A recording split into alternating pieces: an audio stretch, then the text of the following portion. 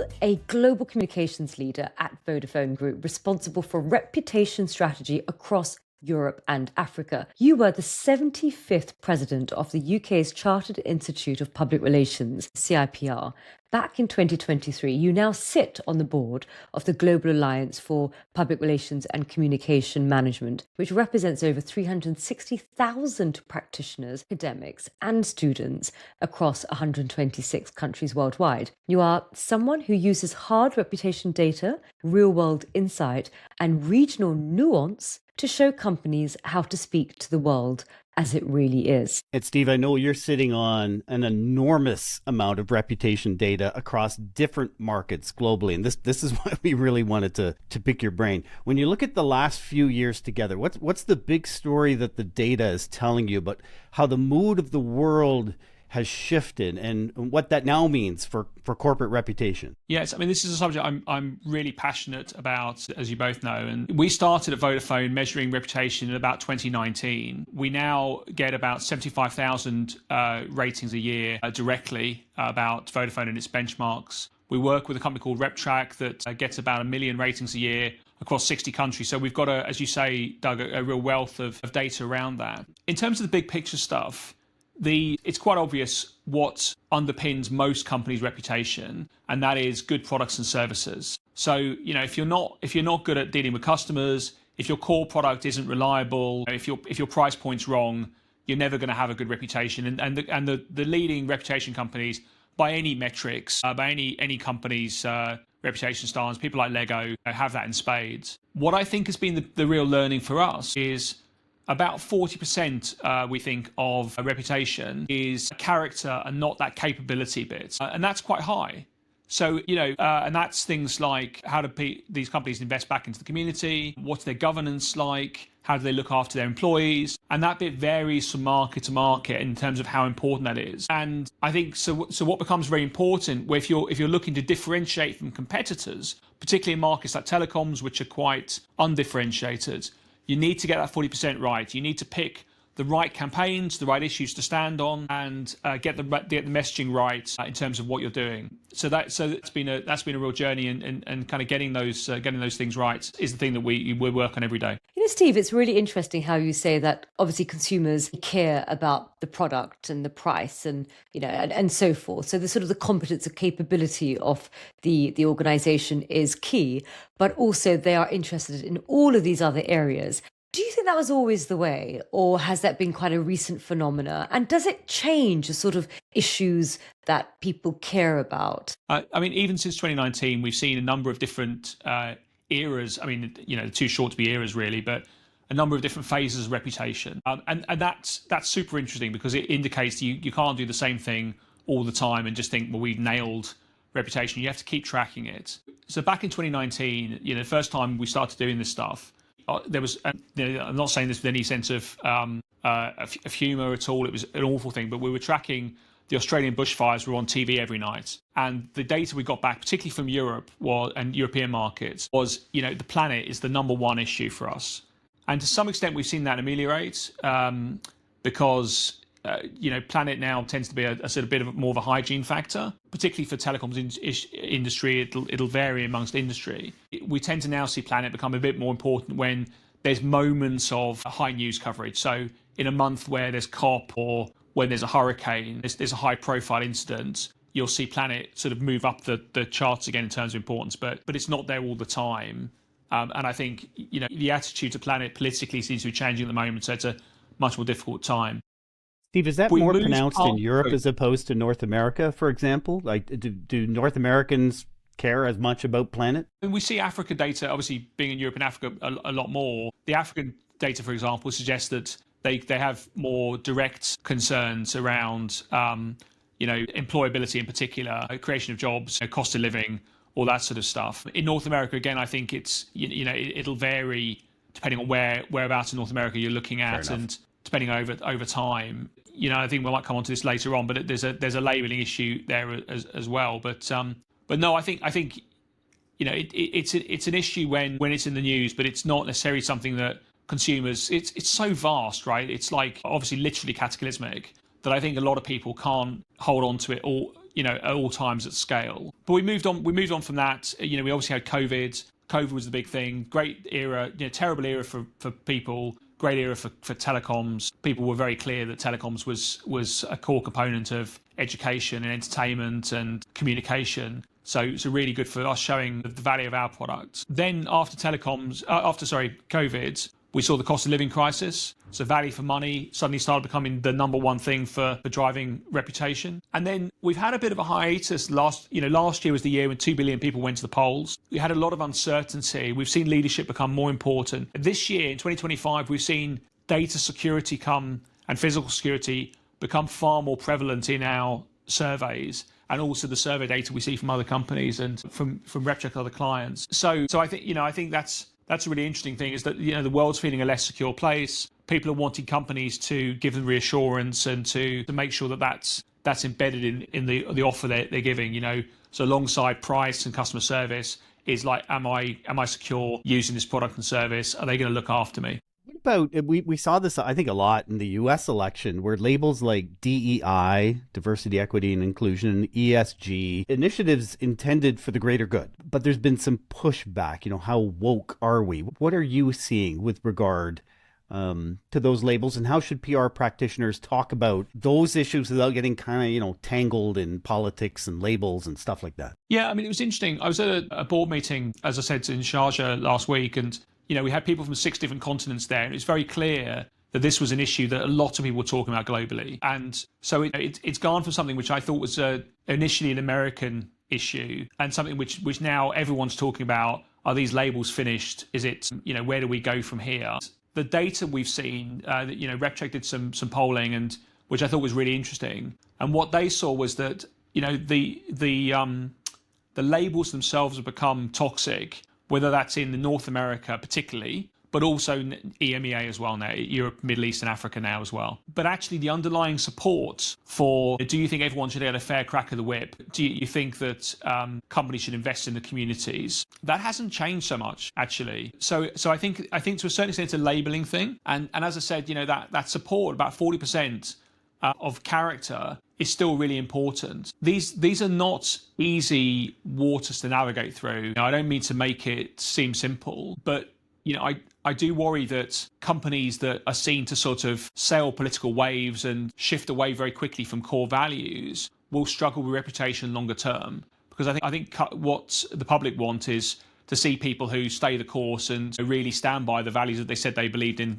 to start with. That's really interesting, Steve. I think what I wanted to pull on was a comment you made earlier about data security and how that is becoming increasingly an area that consumers are interested in. What do you think has been driving that concern, and what advice would you give to other PRs working within organizations to address those concerns that organizations are beginning to pick up on that sort of sentiment with their stakeholders? Yes, what's driving the concern? We've got some very high profile global wars, Ukraine, Middle East. We're living in what feels like a less safe world at the moment. We're also living in a far more polarized world.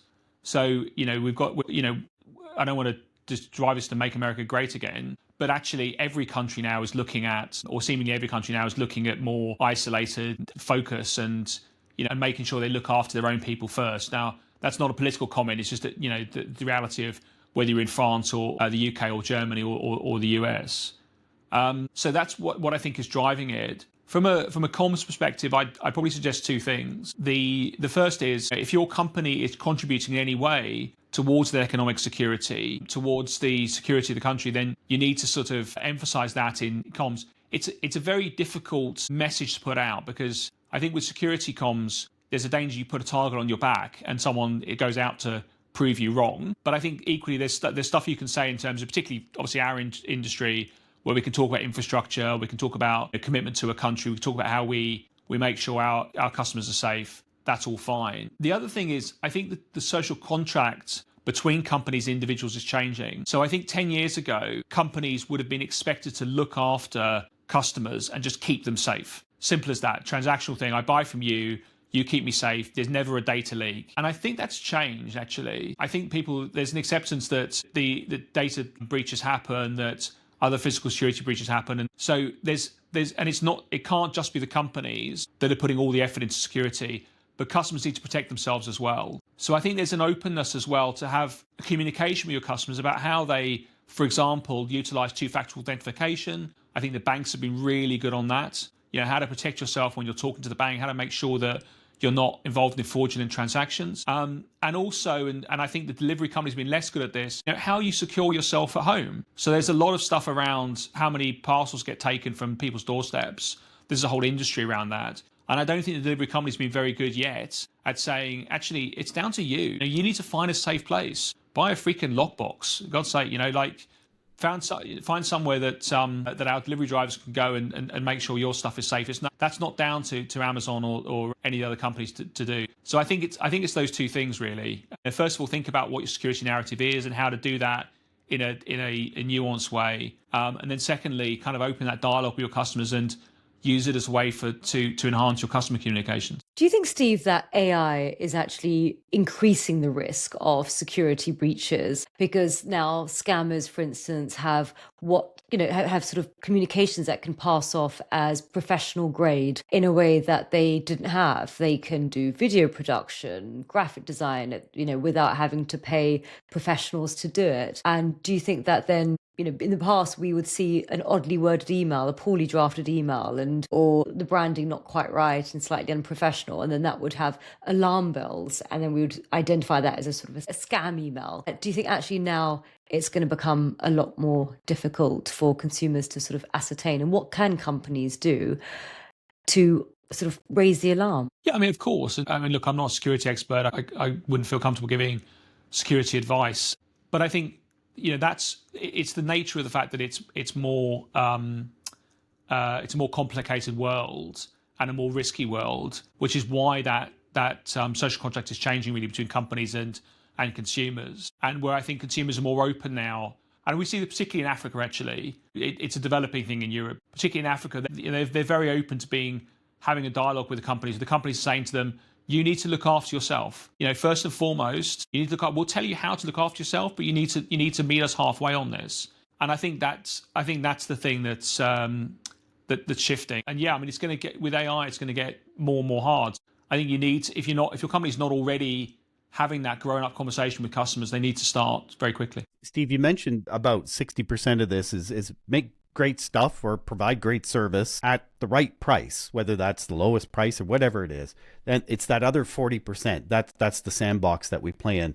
And to me, it sounds like the approach is be someone just like me, be one of us, whatever us or just like me means. How do you do that when, as you say, around the world, we're going through a period of entrenchment where in France, we want France first, or in the UK, we want UK first, or in the US, America first. How do I be just like you when we're sort of building these walls in our minds? Yeah, I think that's the benefit of reputation tracking. That's why I'm so passionate about it. I think you've got to go out to each country and understand the nuance of what it is the consumers in that country want. And what we see in the markets that we operate is there's a balance, and it varies per market, between the level of kind of very, very hyper local support they want and the level of kind of international activity that they want to see. So there's a balance between kind of to what extent do they want multinational brands that are protecting the world and doing great things with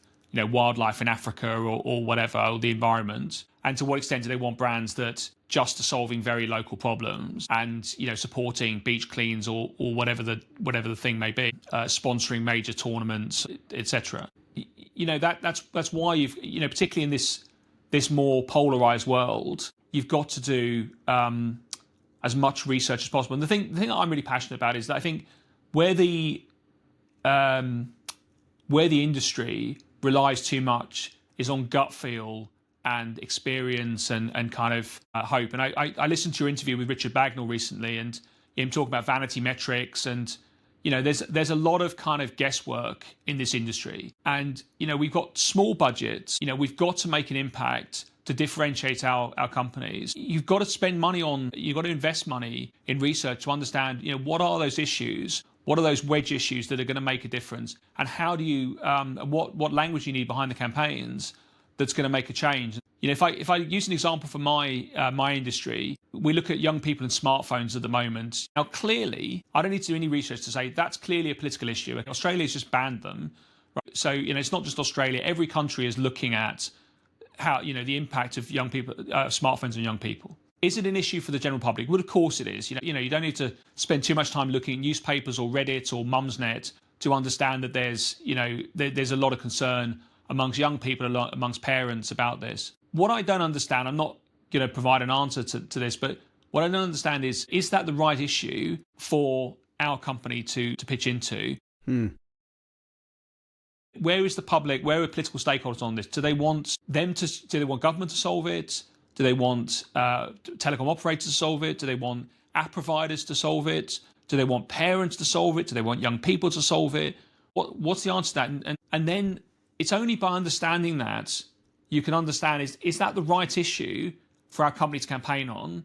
And if it is the right issue, where should we be pitching our support? And so, with these sort of medium to long term issues, I think that's really what we need to get better at, is understanding, is this our fight? And to what extent should we be a leader or a follower? And how should we, what should our activity be to either make sure that we're in line, which is good governance, good conduct, to make sure we're in line with other people, and, whether it's a hygiene factor or whatever, or is this an opportunity for us to really differentiate from our competitors and do something which people really value, which really makes a difference to society? And that's not a cynical point. There's not a point to sell more product. That's a point to say, companies now want to have a sense of purpose. They want to do, certainly the good and the ethical companies, they want to make a difference in the world, positive difference. And their employees want that from them, and their consumers want them for them. And all I'm saying is they should do some more research to make sure they're choosing that right issue. Make sure you're standing on if you're going to climb the ladder, as someone once told me, you've got to make sure it's up against the right wall. Find the goalposts, kick the ball. So, Steve, in terms of reputation leaders and heroes, who would you say has been pretty good and adept at managing their reputation? I mean, that's a really tough question, Vazana. We've got, I've got so many reputation heroes. I'll tell you what, because it's almost Christmas, I know who I'm going to choose. So in my household, I think the guy with a great reputation is actually Santa. So I've got two little stakeholders, aged 5 and 3, and they're very excited for this guy to come this Christmas. So he's my reputation hero over the week, Santa. I think the lesson I take from that is just give. Don't look to take, just give, and your stakeholders will absolutely love you. His products and services delivered on time. He's got a great character as well as competence. He embodies everything I've told you today about reputation. I want a new phone for Christmas, Steve. Yeah. Yeah. I love that. Year in, year out, delivering to his stakeholders, super consistent. Yeah. That's how trust is earned. Always there. Exactly. This is how trust is earned. Exactly. Steve, thanks for joining us today. That's my absolute pleasure. Oh, hey, Steve, in our last episode, our guest, your pal, Andy West, he didn't know you were the guest on the show, but he left one nasty question for you. And Steve, his question was the 3 things we can do to reduce or stop ageism. Good luck. Okay. So first of all, I'd like to tell you that Andy West is dead to me. But let me have a go at what's a very difficult question and a very good question. Sorry. Thank you, Andy. It's a very good question. Point 1, I think that companies need to recognize that people have got energy for a lot longer. I think it's a really pertinent question. I'm in my 40s, and I think 50 is the new 40, 30 is the new 20, etc. I think there needs to be recognition that people can be valuable for longer and have energy for longer, and the old cutoffs are wrong and need to be rethought about. Secondly, and I'm absolutely the wrong person to be advocating for this, but I think companies are just starting now to think about the way they deal with the menopause. And there's an awful lot more work can be done to support women through the menopause, to make sure that they can carry on being, or not be as unaffected as possible by that process, and also that their career, can carry on accelerating beyond that. And I think that's very much the next DEI area that the companies are, only starting to look at now, and you see a lot more in things like sports around that sort of thing. And then thirdly, I think that companies also need to recognise that when we talk about lifelong learning, we really need to think about lifelong. And just because you're in your 40s or your 50s or your 60s even, doesn't mean you can stop learning new skills. At the same time, I'm thinking about my 50s and 60s and thinking about portfolio careers, and this might be the last massive job I've got. But I need to be adaptable as well and open to learning new skills, taking different roles on, and being flexible as to where my role and my contribution to Team Vodafone will change as I get older. I'm a huge soccer fan, and I think about that analogy that the centre forwards with the longest careers adapt their game as they get older. They don't just barrel around the pitch anymore. They become much better at positional awareness. Some of them move back into midfield or even libero roles in front of the defence. And if you want that long career, you need to be able to adapt as you get older. But equally hope that the team can see the continued value that you can provide as you get further on through your career. You did great. Andy owes you 1 pint. Actually, Andy owes me more than 1 pint. Your turn, Steve. What question would you like to leave behind for the next guest? Hey, it's almost 2026. Woohoo! I'd like to ask you, what are your New Year's resolutions? Okay. Do you do resolutions yourself still? A lot of people kind of fading out of that. I've got many New Year's resolutions every year. Drink less tea, get fitter. Finally achieve those work goals. Achieve inbox zero. But all of these things are easier said than done. Start a podcast. That should be on everybody's list. But definitely. It's definitely a time of year to reflect on things and think about strategy for the next year. So yeah. And follow through. Thanks again, Steve. That's my absolute pleasure. Thank you so much for inviting me on this show.